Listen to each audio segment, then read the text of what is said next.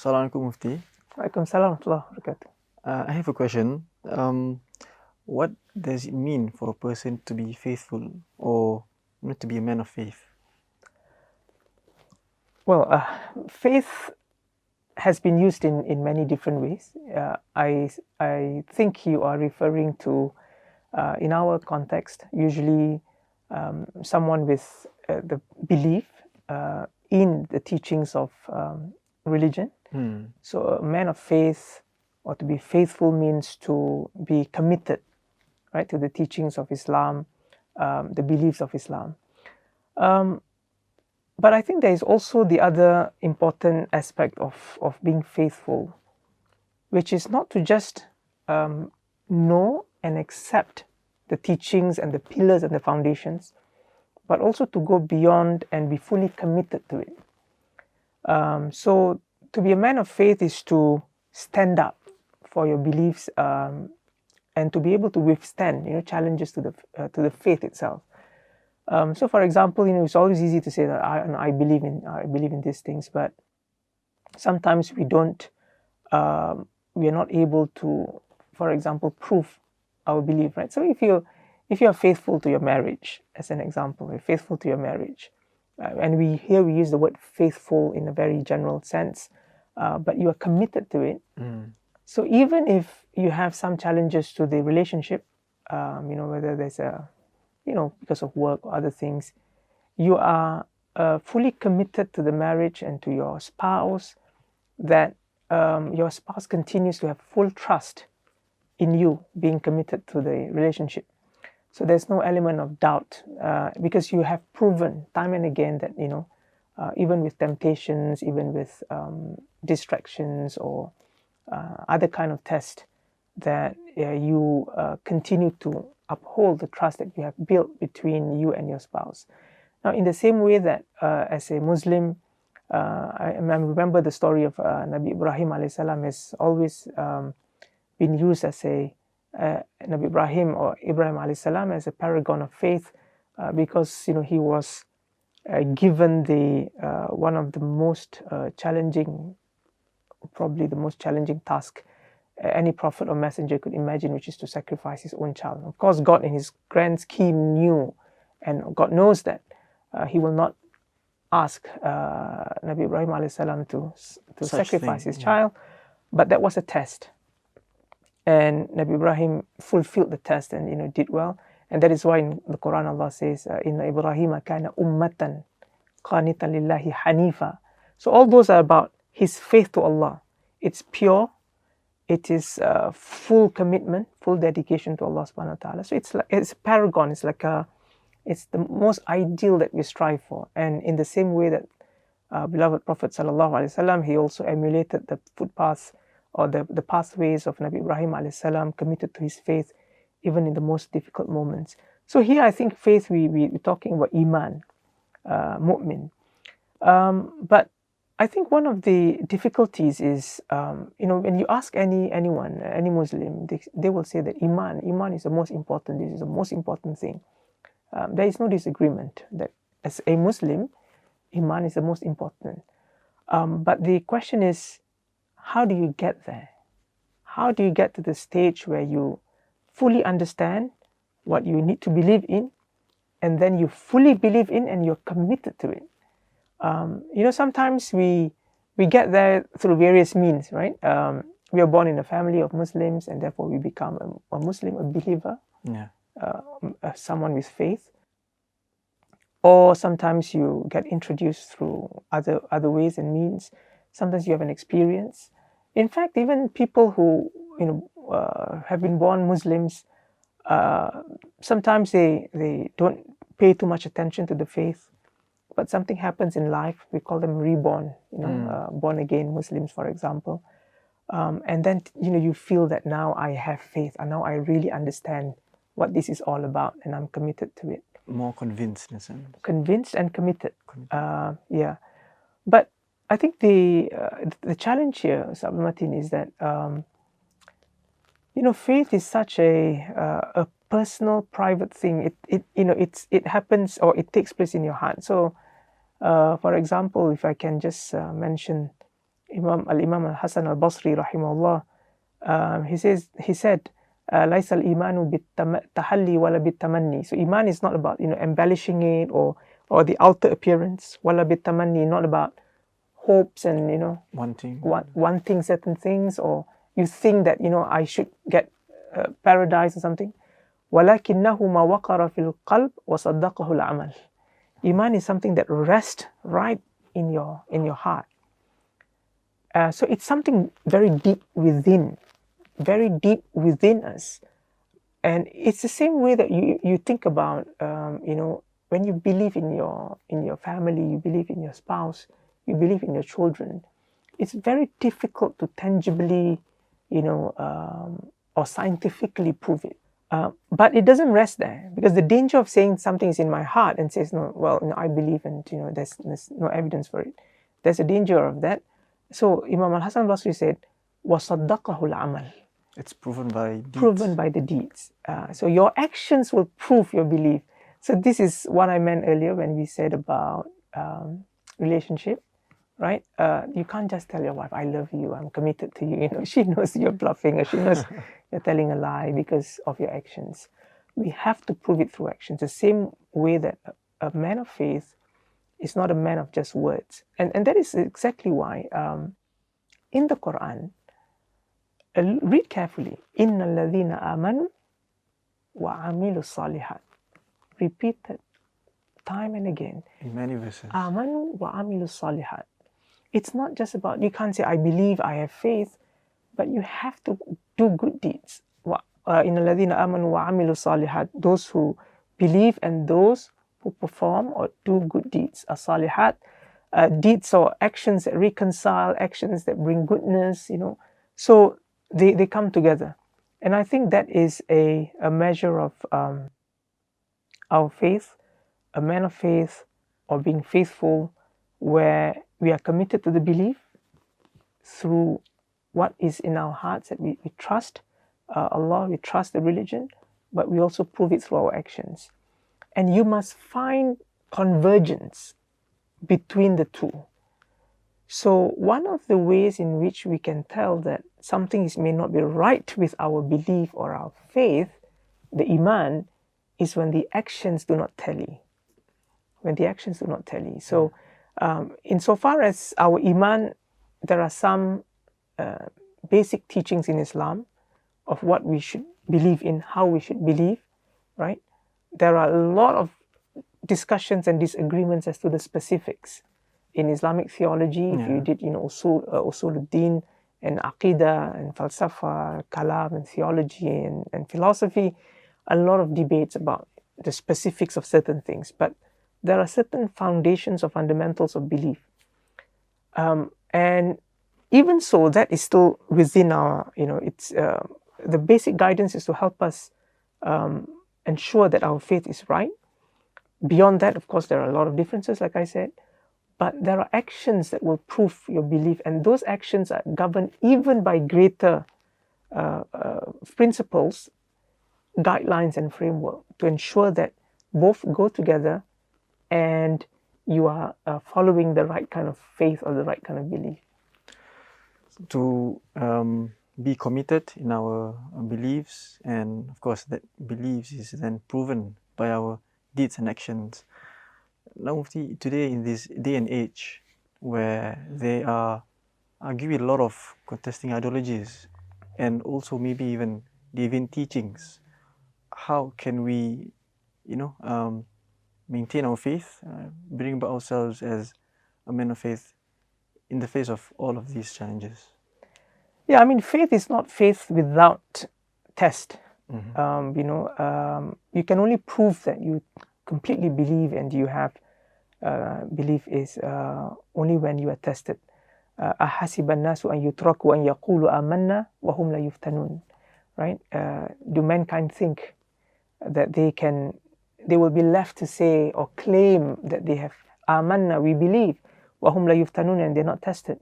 وَلَقَدْ فَتَنَّا الَّذِينَ مِنْ قَبْلِهِمْ فَلَيَعْلَمَنَّ اللَّهُ الَّذِينَ صَدَقُوا وَلَيَعْلَمَنَّ الْكَاذِبِينَ. We have tested those before them. And through the test that we know those who have been truthful in their belief and those who have actually made up or fabricated the belief. So in other words, they don't actually really believe. So test will come, and I think test comes in all forms. I think you mentioned quite a couple of good examples. Sometimes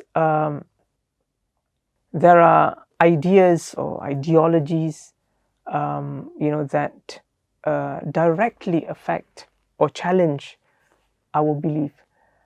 And I think in some cases which are worse, I think there are deviant teachings or errant teachings, which, if you look at the framework of Islam in its complete tradition, it goes against it. But you see, if I can just go a few steps back, one of the reasons why sometimes we believe and sometimes we are influenced is, as human beings, there's a lot going on in the mind, right? One of which is influence. We can be easily influenced by many things. So, for example, in matters relating to ideas or ideologies, as you said, we could be influenced because of many reasons. We could be influenced because we do find the ideas more attractive, or we find the ideas more relevant or useful for us at that particular point. We could be influenced because the person selling us the idea is a wonderful salesman, a very good salesman, so very charismatic, not just words, but appearance and everything else. We could also be influenced because of our state. So whether it's our own psychological state, we are in doubt, we are vulnerable, we have just gone through a difficult period in our lives, we are down, emotionally down. Someone comes and gives you a sense that they will save you or they will help you. You could be so there are a lot of reasons. So it could be psychological, it could be. So I think the problem for many of us, we often think that it's all about religion. It's all about the ideas itself, whether it's religious, it's not religious, whether it's right, it's wrong religiously. That is secondary. What is primary is why do some ideas sell? Not to everyone, but to certain people. So if you look at this very carefully, then you would also recognize that historically, there have been a lot of cults, for example. And I'm not just talking about Islam or Muslims. I'm talking about generally a lot of cults, a lot of people who are able to influence groups of people, through magic, through ideas relating to spirituality, scams, financial scams. That's a very good example. People promising you illogical gains, and you when you hear such stories, you think, how on earth did that person believe this thing and lost so much money? But at that state, if you catch me at the wrong state, and I'm in a vulnerable position, and pardon me for saying this, but a lot of people who actually trick people into believing in such people, they know when to come to you. So that's exactly why they come to you and they don't come to me, for example, or they come to me and they don't come to you, because at that point they might assess that you are quite stable, so you are not a target, so to speak, right? I could be, because they knew that I was a bit vulnerable. So there are psychological reasons, and I think that's important to also understand, because there are those kind of challenges or tests at the ideological level. At the ideological level, I think sometimes people fall for such ideas or ideologies because they are not certain of their own. They're not certain of their own.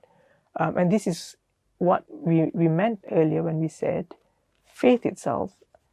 It's not something that, it's a question of how you get there. And a very important part of getting to faith, which is strong, like the faith of Nabi Ibrahim alayhi salam, is to ask difficult questions, to think about your faith, tadabbur, tafakkur. Wa fi anfusikum afala tubsirun, inna fi khalqi samai wal ard, ikhtilafi al-layli wan nahar la ayatin li ulil albab, right? Inna fi khalqi samawati wal ard. So God asks us in the Quran to look, to observe, to contemplate, to reflect, and then you get faith. So the story of Nabi Ibrahim, I mean, he had a debate with his people.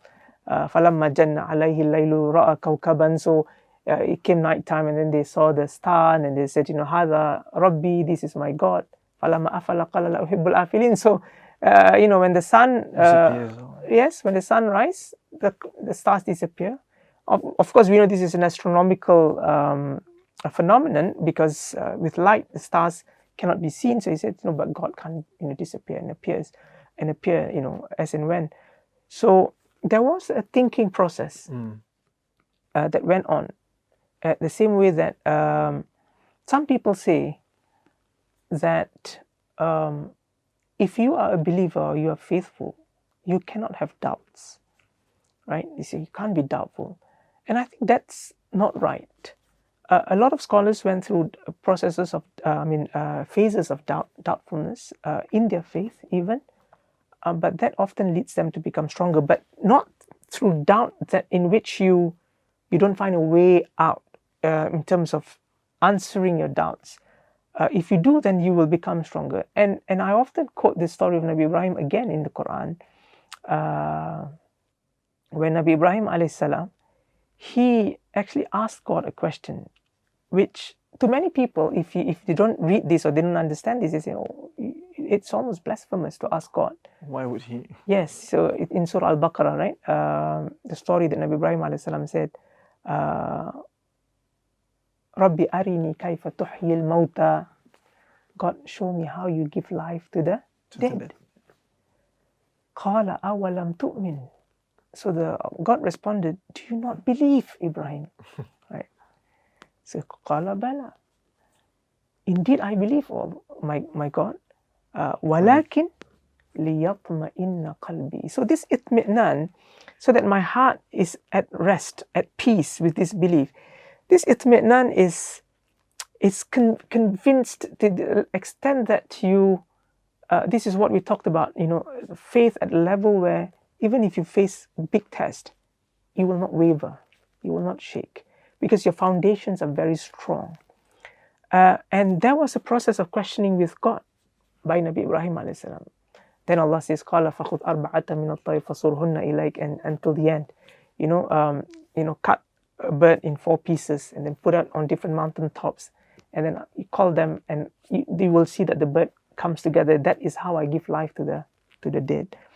But I think the lesson in that particular verse is the conversation Nabi Ibrahim had with Allah subhanahu wa ta'ala about a doubt in his mind. He believed that Allah gives life to the dead. Allah will resurrect, mahshar. But at that point, to the human mind, I can't imagine that. I thought when something dies, it dies. That's the end of it. So there was a kind of a lingering doubt. Some scholars say maybe it's because he wanted to explain to his ummah, but there is nothing in the verse that says that it wasn't Nabi Ibrahim's own question. And if you read very carefully, it's a very intimate dialogue. Qala awalam tu'min. Do you not believe? Qala bala walakin liyatma'inna qalbi. Right? So there is that element of doubt. And I think one of the reasons why sometimes we fall for ideas, going back to the question, ideologies, is partly because we ourselves are not convinced, or we don't really have strong foundations for our own belief.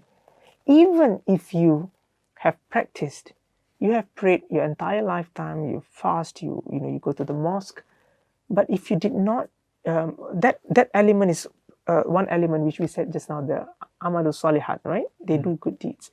But if it's based, or rather it's built on very feeble foundations, quite weak in terms of your belief system, may God protect us, but if someone comes and starts giving you ideas, you may start to have self-doubt. Then how do you respond? In the same way that there might be people with, cultish behaviors, or wants to start a cult, is deviant, may have, crazy ideas. To many people, these are crazy ideas. Why would you believe? But it might affect some people, precisely because the foundations may not be strong. And the other very important thing, Abdul Mateen, is you asked me about how do you face these things, right? Is that framework of the amal. whatever belief that you have. So someone may come to you and say, "I've got this idea that I know I can speak to the angel, and the angel tells me today you don't have to do certain things, right?" So he says that I have access to the spiritual realm. You don't have that access because you're not there. You're not me, so you don't know.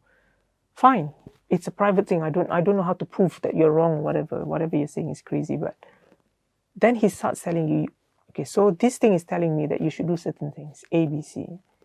Those things, in our tradition, in Muslim tradition, we have clear guidelines, what can and cannot be done.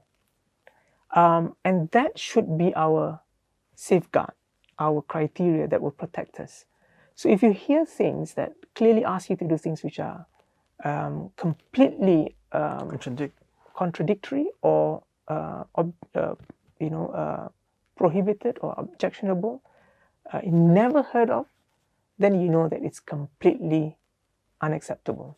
And that should be your safeguard. So whether it's about, you could have a parallel kind of, social construct or system where, in some cases, as spiritual wives, you can have a spiritual marriage. So no one. So I'm with you in this room, observed by, say, angels or spirits. You can't see, but only I can see them, and then we become husband and wife, for example. That is clearly out of line with Islam, because there's no such thing as marriage, in that realm, between human beings and so on. And then you also have other teachings where you don't have to pray, you just have to do certain things, I mean, if they have those ideas and they say this is a new religion or this is a new cult, they might call it whatever they like, but they cannot call it Islam. Yeah. It's not part of Islam, because Islam is very clear. So how then do we, what do we do and how do we protect our community? So this is where it's important that in all that we do, we continue to move together as one community, and we create institutions to protect it. Right? So, for example, in learning about religion, we know that there will always be people, individuals. Remember I said earlier about the charisma and so on and so forth, who may want to come up with all these crazy ideas and start to bring people to those kind of problematic groups. Yes, pathways, right? Yeah. So we protect our community by building an institution of religious teachers. Well, first, they are qualified, they are registered, we know who they are, we know where they learned from, we know what they have learned, we know what they teach. So everybody knows about this. This is in the open.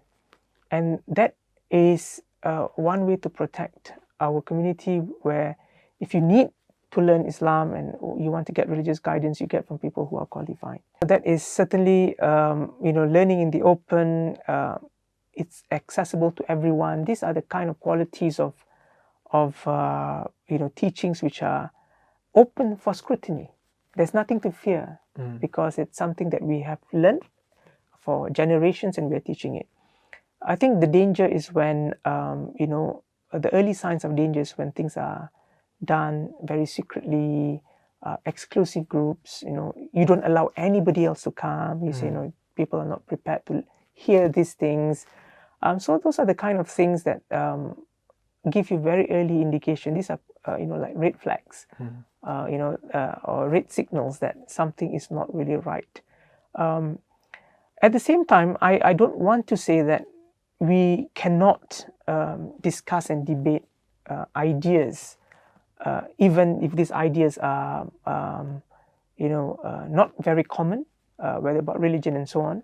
I think we need to have that kind of platforms, but I think it's not the same as discussing and debating them as opposed to teaching them, right? So in many cases, people fall because they come in a vulnerable and also in an inferior position. So I come because I am here to learn and accept what you tell me. Entirely. Because I'm not in a position to debate with you. And that is a clear sign of danger. Unlike, say, there are other ideologies. Someone says that, I think on say, Islam and the political system, I think that certain things need to be done, and say, oh well, we have not heard this much before. Does that mean it's deviant? Does that mean it's wrong? No, we can have a debate, and you bring in scholars, you bring in experts to talk about it. And if it's proven wrong, then we say, fine, this idea is not acceptable. Now that's not the same as quickly when we are trying to protect the community from deviant or errant teachings, we say there must be clear guidelines as far as teaching is concerned. So we always say that a teacher, just like in any other context, a teacher is in a very powerful position of influence. So you need to ensure that the person who actually teaches stands in front of a class, however small the class can be, 3-4 people. That teacher needs to be accountable for what he or she teaches, in as much as he or she also needs to be accountable for his or her professional conduct as a teacher, right? So you, for example, you cannot abuse your power or position as a teacher, and do nasty things to your students. Same way that you cannot be preaching wrong things to them because you're in a position of influence. And I think we need to protect the community, especially in relation to teachings, that people who are actually teaching and found to be teaching, then they must be held to those kind of standards and those kind of criteria. Yeah, unlike say in a discussion or debate where everyone who participates are actually equals, and they are also trained, they can have a debate about certain ideas. So those are two separate things. Wow, you mentioned about different motivating factors of how people can actually be attracted to certain ideologies, and some not. Probably psychological, it's not just about ideological factors, but also there's a factor where the community can take part in preventing or actually building a strong and resilient religious community. You also mentioned about the story of Prophet Ibrahim alayhi salam, which also tells us that our faith is not just the blind faith, but also a faith with reason as well. That really brings light to how we can actually learn more about religion, to be strong and convinced, and also to be committed with all of this, with our tradition. And with that, Mufti, I would like to thank you, and give thanks to the listeners out there for being with us. And with that, we'll see you again, inshallah. Assalamu alaikum wa rahmatullahi ta'ala wa barakatuh.